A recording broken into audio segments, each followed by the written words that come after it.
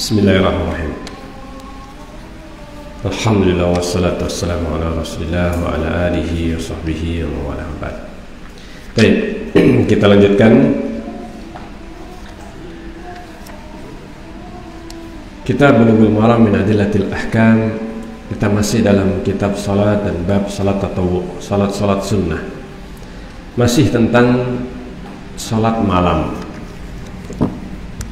An Abdullah bin Amr bin al-As radhiyallahu anhuma. Dari Abdullah bin Amr bin al-As radhiyallahu anhuma. Al-Asi ini nama kakeknya. Demikian memang apa lafadznya, artinya apa? Al-Asi, yang berbuat maksiat. Tapi apa, ini demikian orang Arab memberikan nama. Ini nama yang diberikan oleh orang tua mereka, Masya Allah. Dan sudah kita bahas tentang Abdullah bin Amr bin As dan bapaknya Amr bin As. Dua-duanya sahabat yang selisih usianya cuma 10 tahun. Nah ini Masya Allah. Jadi menikahnya usia berapa ini? Usia 9 tahun ini. Ibunya usia berapa ya? Nggak disebutkan di sini. Ya, tapi yang jelas usianya perbedaan antara Abdullah dengan bapaknya. Qala li Rasulullah sallallahu alaihi wasallam. Rasulullah bersabda kepada saya, "Ya Abdullah, wahai Abdullah, la takun misla fulan, janganlah engkau seperti fulan, seperti si fulan." Tidak disebutkan oleh Rasulullah, tetapi Rasulullah memberikan istilahnya, kalau bahasa kita, jangan seperti si A, gitu. Jangan seperti apa? Si A nggak tahu sebut, pokoknya ada seorang nggak disebut namanya, jangan seperti si A. Sudah.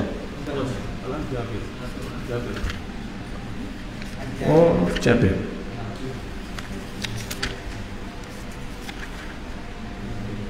Oh, iya. Tandanya. Baik, dari Jabir. Kelewatan ini berarti. Dari Jabir radhiyallahu anhu qala, ia berkata, qala Rasulullah sallallahu alaihi wasallam. Rasulullah sallallahu alaihi wasallam bersabda, "Man khafa alla yaquma." Barang siapa yang khawatir tidak bisa berdiri min akhiril laili, di akhir malam, falyutir awwalahu, hendaknya dia melakukan salat witir di bagian awalnya, di awal malam. Wa man tami'a an yaquma, tetapi barang siapa yang punya harapan, tami'a, pengen, ya, atau biasa dia itu apa? Punya harapan besar, an yaquma akhirahu, untuk bangun di akhir malam, dia bisa bangun, falyutir akhiral lail, maka hendaknya dia melakukan witir itu di akhir malam. Fa inna salata akhiril laili, karena sungguhnya salat di akhir malam, masyhudatun, itu disaksikan, wa dzalika afdal, dan itu lebih baik. Ini hadis yang diriwayatkan oleh Imam Muslim. Nah, di sini hadis ini masih berkaitan dengan salat malam. Demikian juga salat witir. Dari hadis ini bisa diambil beberapa faedah. Ini diambil beberapa faedah. Di antaranya bahwa mengakhirkan witir hingga di akhir malam itu lebih afdal. Lebih afdal bagi, ini harus apa? Diperhatikan. Lebih afdal bagi yang merasa dirinya mampu bangun di malam hari atau di akhir malam. Adapun orang yang biasanya atau sering, ini atau kadang-kadang lah misalnya, dia itu atau khawatir, ini kayaknya biasanya kalau saya tidurnya telat begini, itu subuhnya apa? Atau bangunnya biasanya apa? mungkin kesiangan atau pas adzan baru bangun, maka lebih afdal sholat witir di awal malam sebelum tidur, sebagaimana yang sudah terdahulu. Sehingga di sini disebutkan man khofa, barang siapa yang khawatir untuk tidak bisa berdiri di malam hari, hendaknya dia witir witir di awal malam. Ini yang lebih afdal bagi orang yang khawatir tidak bisa bangun malam. Subhanallah. Abu Bakar, meskipun Abu Bakar ini biasa bangun malam, tetapi Abu Bakar merasa, saya khawatir, senantiasa merasa khawatir nggak bisa bangun malam. Subhanallah. Ini Abu Bakar Siddiq radhiyallahu anhu. Maka Abu Bakar sholatnya biasanya di awal malam. Nah, ini adalah bagi yang merasa khawatir tidak bisa bangun malam sebelum adzan subuh, maka yang lebih afdal sholat di awal malam, sholat witirnya. Baik, ini. Nah, ini diantaranya disebutkan. Nah, Abu Hurairah radhiyallahu anhu pernah dipesan oleh Rasulullah SAW. Dan bisa jadi Rasulullah memahami kondisi Abu Hurairah. Abu Hurairah punya kebiasaan melek, artinya tidurnya itu telat. Abu Hurairah ini seorang penuntut ilmu dan sangat suka dengan hadis, sehingga malam hari habis sholat isya itu biasanya murojaah hadis. Ini Abu Hurairah, sehingga tidurnya agak malam. Maka Rasulullah berpesan kepada Abu Hurairah radhiyallahu anhu, "Ausani khalili," Rasulullah, kekasihku Rasulullah pernah berwasiat kepadaku. Ini bisalah 3 perkara, yaitu siam salah satu ayam, berpuasa 3 hari min kulli syahrin, setiap setiap bulan. Ini wasiat pertama. Kemudian yang kedua, warakaat duha, 2 rakaat saja di waktu sholat duha, waktu duha. Ini waktu duha. Kemudian yang ketiga, wa an utira qabla an anam. Yang ketiga adalah hendaknya saya witir sebelum tidur. Witir sebelum tidur. Ini pesan atau wasiat Rasulullah SAW. Kenapa Rasulullah tidak berpesan bangunlah malam? Ini witir witirnya lebih baik di malam hari. Nah, ini disebutkan oleh para ulama bahwa Rasulullah memahami kondisi Abu Hurairah. Dikhawatirkan tidak bisa bangun malam atau telat, maka Rasulullah mewasiatkan witir saja di awal di awal malam. Nah, ini demikian juga dalam hadis Abu Darda dan Abu Dar Al-Ghifari, hadis 2 sahabat yang dipersaudarakan oleh Rasulullah SAW, Abu Dar dan Abu Darda. Baik. Maka disebutkan Abu Dar dan Abu Darda ini juga diberikan wasiat untuk witir di awal malam sebelum tidur. Ini 3 sahabat ini diberi wasiat oleh Rasulullah secara khusus untuk melakukan witir itu sebelum tidur. Untuk witir sebelum tidur. Dan disebutkan oleh para ulama bahwa bisa jadi Nabi SAW mengetahui keadaan mereka bertiga, Abu Hurairah, Abu Darda, dan Abu Dzar Abu Dzar Al-Ghifari radhiyallahu anhu. Nah, ini yang disebutkan oleh Al-Hafidz Ibnu Hajar radhiyallahu anhu.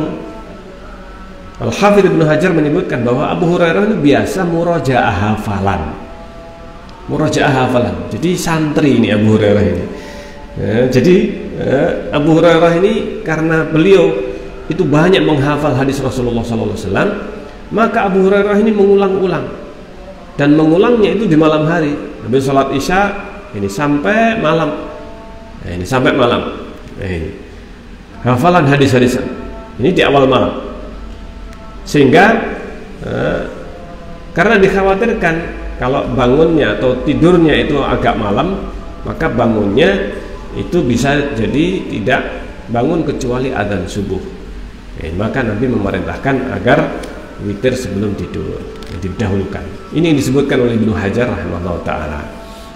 Nah, disebutkan juga dalam hadis lain yang diriwayatkan oleh Abu Dawud dan disahihkan Syekh Albani radhiyallahu rahimahullah ta'ala dari sahabat Abu Qatadah bahwa Nabi berkata kepada Abu Bakar As-Siddiq radhiyallahu anhu, "Kapan engkau witir?" Kata Abu Bakar, "Sebelum tidur." Kemudian Rasulullah bertanya kepada Umar, "Kapan engkau witir?" Kata Umar, "Di akhir malam."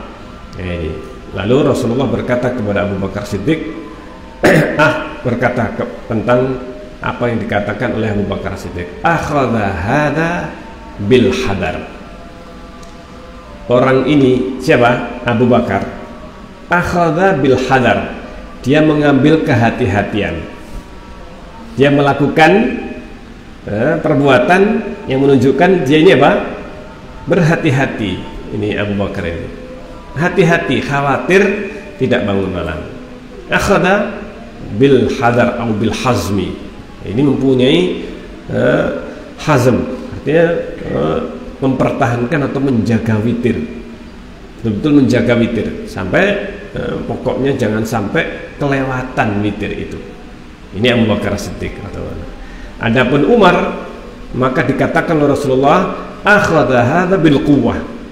Ini Umar ini mengambil yang kuat, mengambil witir itu dengan kuat. Artinya karena Umar ini punya tekad yang kuat, pokoknya harus bisa bangun malam. Subhanallah. Nah, kalau seandainya seseorang itu bisa menjamin ataukah dia sudah terbiasa bangun malam, setiap malam mesti dia bangun, meskipun dia tidurnya apa?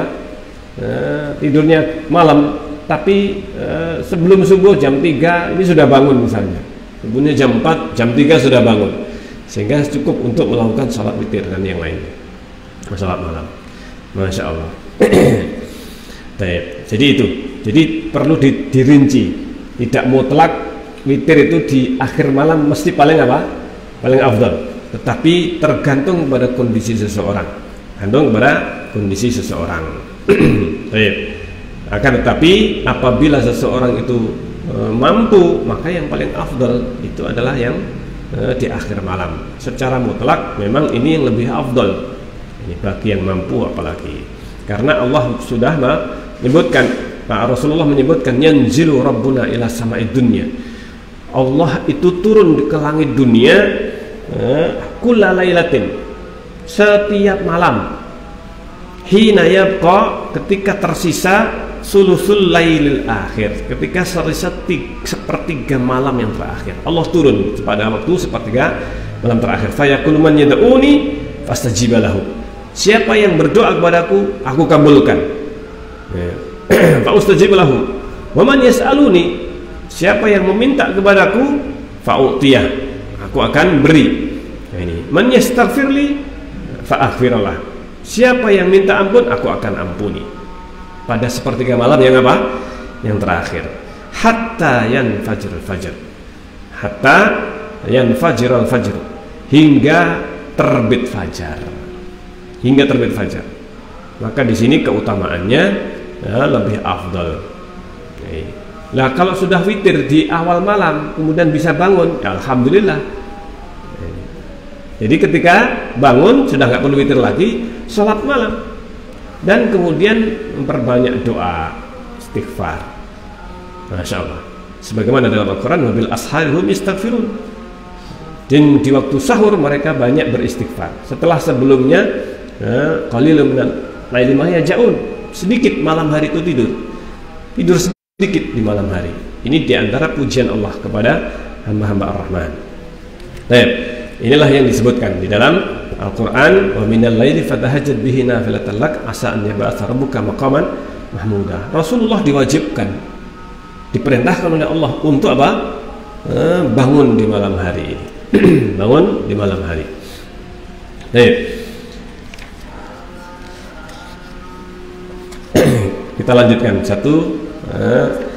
satu hadis lagi karena yang setelahnya masuk sholat duha. Tersisa satu hadis tentang witir atau sholat malam.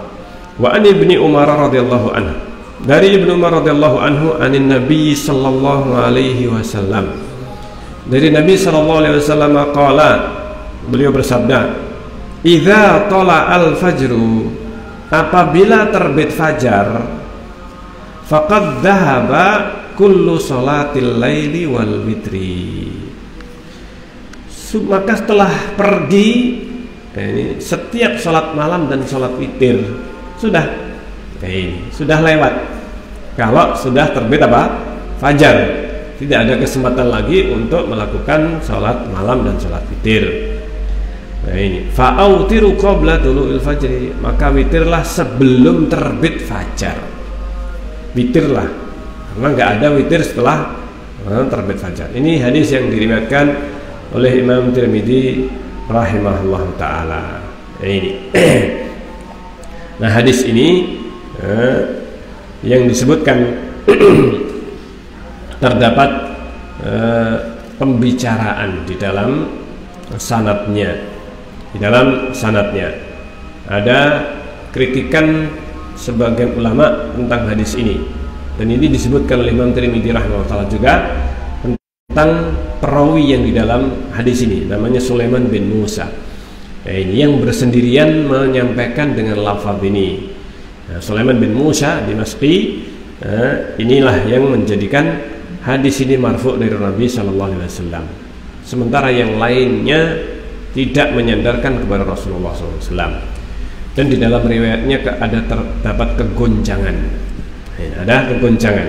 Kadang marfu, kadang mauquf, kadang lafadznya berbeda-beda. Ini. Dan semuanya dari satu jalan ini tadi. Dari satu jalan yang sama. Ini. Sehingga hadis ini menunjukkan ada kelemahan di dalam riwayatnya. Ini karena perawi ini Sulaiman bin Musa ad-Dimashqi yang ikhtilat sebelum pada saat masa tuanya, sebelum meninggalnya, ini ada kekacauan hafalan. Sehingga dari sini terdapat apa? Terdapat kelemahan di dalam hadis ini. Tetapi dari hadis-hadis yang sebelumnya kita sudah membaca dan membahas tentang salat witir ini. Waktu terakhir adalah sebelum apa? Terbit fajar, dan tidak ada qadha salat witir. Bahkan qadhanya, atau kalau Rasulullah SAW tidak salat malam atau tidak salat witir, maka menggantinya ini di waktu duha dengan salat apa? 12 rakaat. Rasulullah kalau nggak sholat malam atau nggak sholat witir, menggantinya bukan dengan witir dikodok di siang hari, tetapi menggantinya dengan 12 rakaat di waktu duha. Ini disebutkan. Adapun kalau sholat malam, apakah Rasulullah melakukan sholat duha? Ini yang diperselisihkan. Ini ada yang menyebutkan 12 rakaat itu kalau nggak sholat malam. Kalau nggak sholat malam baru 12 rakaat. Kalau sholat malam maka bisa jadi Rasulullah sholat tapi tidak sampai apa? Mungkin 12 rakaat.